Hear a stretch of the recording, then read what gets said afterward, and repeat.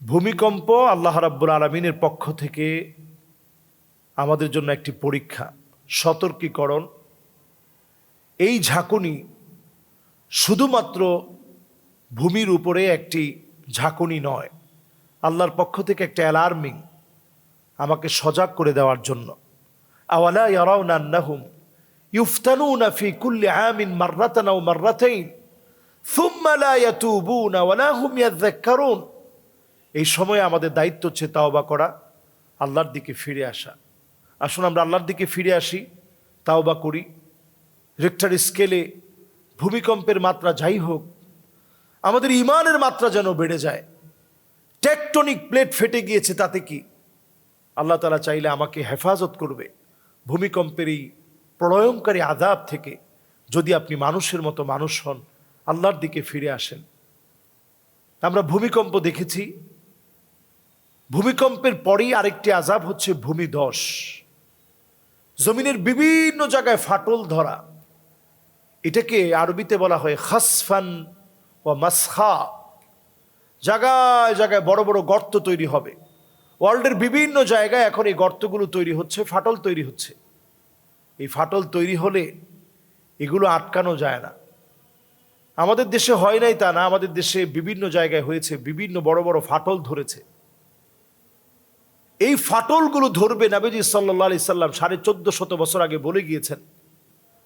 সেগুলো সত্য হচ্ছে। এই ভূমিকম্পের পরেই ফাটলের মতো আযাব আসে। এই আযাবগুলোর সময় আমাদের করণীয়, বেনামাজি মানুষগুলা নামাজি হওয়া, বেপর্দায় যারা রয়েছে তারা পর্দানিসীন হওয়া, বেআমলি যারা আছে তারা আমলি হওয়া, বেশি বেশি করে ফানিআমা আজরুল আমিলিন, বেশি বেশি করে আমলের ভিতরে নিজেকে দেখবেন। আর রুজুউ মিন সিফাতিন মাযমুমাতিন ইলা সিফাতিন মাহমুদা। নিজেকে আগে যেমন খারাপ কাজের মধ্যে দেখতেন, গুনাহের মধ্যে দেখতেন, এখন সওয়াবের কাজের মধ্যে দেখেন। আপনার কারণে আল্লাহ তাআলা আযাব উঠিয়ে নেবেন। আরও একটি ভয়াবহ আযাব হচ্ছে চতুর্দিকে আগুন ছড়িয়ে পড়া। এটি ভয়ঙ্কর একটি আযাব। ফালিয়ারতাকিবু ইনদা যালিকা রিহান হামরা। চতুর্দিকে আযাব আযাব, আগুন ছড়িয়ে পড়বে। আপনারা দেখেছেন যে ওয়ার্ল্ডের অনেক জায়গায়, যেমন আমরা দেখেছি লস অ্যাঞ্জেলেসে আগুন জ্বলেছে, লস ভেগাসে আগুন জ্বলেছে, এমনকি আমরা আগুন দেখেছি ইসরায়েলে। ভূমিকম্পের পরে স্বাভাবিক আল্লাহ রাব্বুল আলামিন আযাবগুলো দিয়ে থাকেন। কোরআন সেটা বলছে যে ওয়াত্তাকু ফিতনাতাল লা তুসিবান্নাল্লাযীনা যালামু মিনকুম খাসসাহ। ভয় করো আমার ফিতনাকে। এই ফিতনার ব্যাখ্যায় মুহাদ্দিসিনে কেরাম, মুফাসসিরিনে কেরাম সবাই একমত যে এই ফিতনা হচ্ছে ভয়ঙ্কর প্রলয়ঙ্কারী ভূমিকম্প, ভূমিধস। এমন আগুন যে আগুনের কোনো উৎপত্তি স্থল নেই, হঠাৎ করে জ্বলে উঠেছে। ফায়ার সার্ভিস যে আগুন নিভাতে পারে না, শক্তি দিয়ে যে আগুন নেভানো যায় না, এরকম আগুন ছড়িয়ে পড়া, এগুলো ভূমিকম্পের পরে আসে। একটার পরে একটা সিরিজ আযাবগুলো চলে আসবে। পাপের নগরী হয়ে গেছে আমাদের এই নগরী। এখানে ছিনতাই, এখানে রাহাজানি, এখানে মারামারি, এখানে কাটাকাটি, জনজীবন প্রশ্নবিদ্ধ, মানুষে রক্তারক্তি শুরু হয়ে গিয়েছে। এই জন্য আল্লাহ রাব্বুল আলামিন বড় বড় আযাব দিচ্ছেন। ফিরে আসুন কোরআনের দিকে, ফিরে আসুন ইসলামের দিকে। যদি বাঁচতে চান, অন্য কোনো কিছু দিয়ে আপনি মোকাবেলা করতে পারবেন না, শুধু আমল দিয়ে এই আযাব থেকে বাঁচতে হবে। আল্লাহ রাব্বুল আলামিন আমাদেরকে হেফাজত করুক। আসসালামু আলাইকুম ওয়া রাহমাতুল্লাহি ওয়া বারাকাতুহু। আমরা একটি প্রশ্নের সম্মুখীন হই প্রায় সময়। প্রশ্নটি হচ্ছে এই, যখন আমাদের সমাজে দেখা যায় যে প্রাপ্তবয়স্ক কে, এটা আমরা অনেক সময় বুঝি না। সন্তান হিসেবে সন্তানদেরকে কোন বয়সে নামাজের কথা বলবো এটাও আমরা জানি না। এটা অনেকেই প্রশ্ন করে এবং বলে যে হুজুর আমার ছেলেটা তো ছোট মানুষ, এর কেমনে করে হুজুর নামাজে নিয়ে যাই। না, ওয়াদরিবুহুম ওয়াহুম আবনাউ 10 সিনিন, আপনার এই সন্তান যখন 10 বছর হয়ে গেছে, লঘু প্রহার করে হলেও, একটু হালকা পাতলা বকা জকা দিয়ে হলেও নামাজের দিকে নিয়ে যেতে হবে। শরীয়তের বয়স অর্পিত হওয়ার একটা সময় থাকে। শরীয়তের বয়স অর্পিত হওয়ার মা উলজিমা ফিহি কুলফা, শরীয়ত আপনার উপরে কার্যকর হওয়ার একটা সময় থাকে। মা উলজিমা ফিহি কুলফাতুন, যখন শরীয়ত আপনার উপরে কার্যকর হয়ে গেল, এরপর থেকে কিন্তু আপনার খাতা স্টার্ট হয়ে গেছে। এর আগ পর্যন্ত খাতাটা বন্ধ থাকে। রুফি আল কালাম আনিস সালাসা, 3 জনের কাছ থেকে আল্লাহ তাআলা কলমটা বন্ধ রাখেন। আনিস সবিয়্যি হাত্তা ইয়াবলুগ, একেবারে নৌজওয়ান যে যৌবনে পদার্পণ করেছে তার হিসাবের খাতা খোলা হয়ে গেছে। এজন্য যুবকদেরকে খুব সতর্ক করে বলি, যুবকেরা নিজেদেরকে পরিবর্তনের জন্য এগিয়ে আসুন। যৌবনের চাহিদা আপনাকে যেন পাগল করে না ফেলে। মানুষকে আল্লাহ তাআলা বানিয়েছেন, আল্লাহ তাআলা মানুষকে জ্ঞান দিয়েছেন, যৌবিক চাহিদা দিয়েছেন। ফেরেশতাদেরকে আল্লাহ তাআলা বানিয়েছেন, জ্ঞান দিয়েছেন, যৌবিক চাহিদা দেন নাই। পশুদেরকে আল্লাহ তাআলা বানিয়েছেন, তাদেরকে আল্লাহ তাআলা যৌবিক চাহিদা দিয়েছে কিন্তু জ্ঞান দেয় নাই। তারাও কিন্তু মানুষের মতো হিটে চলে আসে, শরীর গরম হয়, সব হয়। এজন্য যেন আমি আল্লাহকে ভুলে না যাই, এজন্য যেন আমি আমার মালিককে হারিয়ে না ফেলি।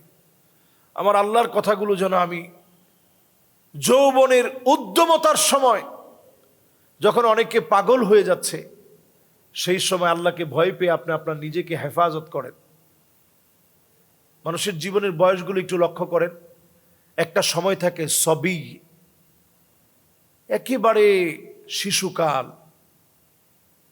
এই শিশুকালটা فلما بلغ معه السعي قال يا بني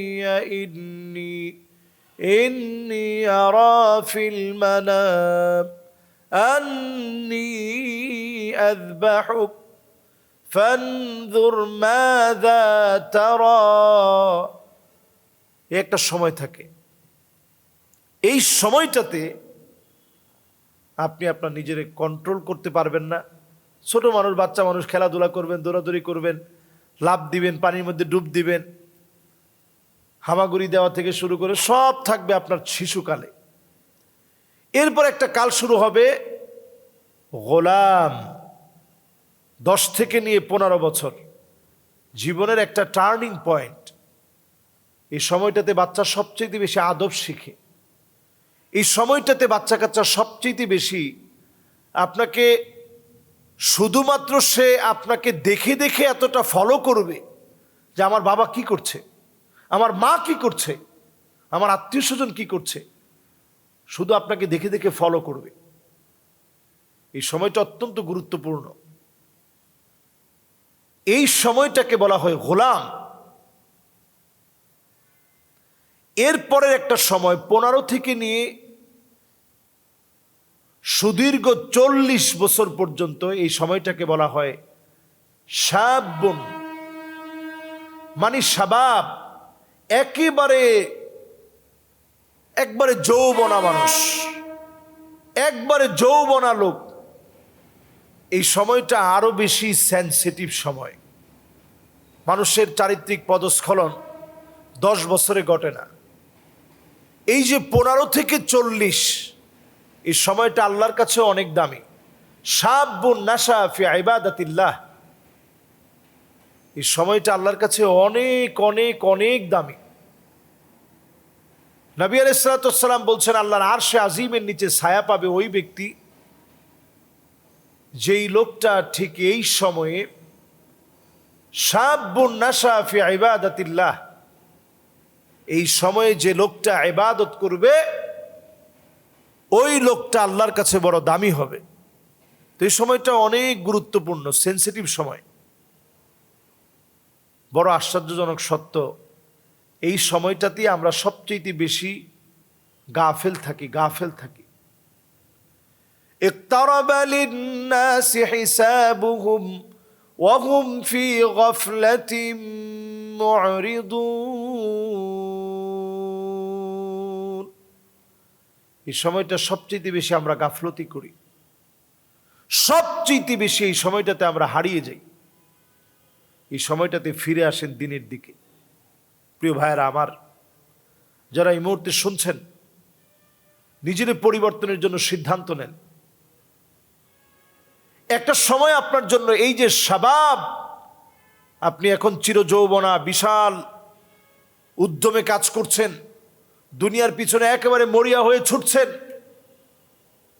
এই সময়টাতে সাআতু ওয়া সাআহ, কিছু সময় দুনিয়ার জন্য দিলে কিছু সময় আখিরাতের জন্য দেওয়ার চেষ্টা করেন। প্রিয় ভাইয়েরা, এই সময়টা অত্যন্ত গুরুত্বপূর্ণ। এরপরে একটা সময় আসবে, যে সময়টাকে বলা হয় মুদ্দাতুল কুহুল। এটা 40 থেকে নিয়ে 60 বছর পর্যন্ত। এই সময়টাতে ধরেন চোখের নিচে কালো দাগ পড়ে যাবে, এই জন্য এটাকে মুদ্দাতুল কুহুল বলা হয়। চাইলে আপনি তখন অনেক কিছু করতে পারবেন না, অটোমেটিক্যালি সুরমা দিলে যেমন দাগ পড়ে, দেখবেন যে 40 থেকে 60 বছর যখন হয়ে যায়, ঘুম না হওয়ার কারণে, পেরেশানির কারণে চোখের নিচে দাগ পড়ে যাবে। এরপরের সময়টাকে বলা হয় শাইখুন, 60 ঊর্ধ্ব যে সময়টা। এই জন্য আমাদের ছোট ছোট বাচ্চারা যারা নামাজের বয়স হয়েছে, তার মানে হচ্ছে যখন তারা বালেগ হওয়ার উপক্রম হয়েছে, 10 বছর থেকে তাদেরকে নামাজের দিকে নিয়ে যাবেন। ছোট ছোট বলে তাদেরকে দূরে রাখবেন না, রোজার দিকে নিয়ে আসবেন। আপনার মেয়ে 10 বছর বয়স হয়ে যাচ্ছে, তাকে প্যান্ট শার্ট তো দূরে থাক, ডিলে ডালা পোশাক পরানোর ক্ষেত্রে অভ্যস্ত করবেন। কাসিয়াতুন আরিয়াত, এরকম ড্রেস আপ তাদেরকে পরাবেন না যে ড্রেসগুলো দেখলে মনে হয় কোনো পোশাক পরে নাই।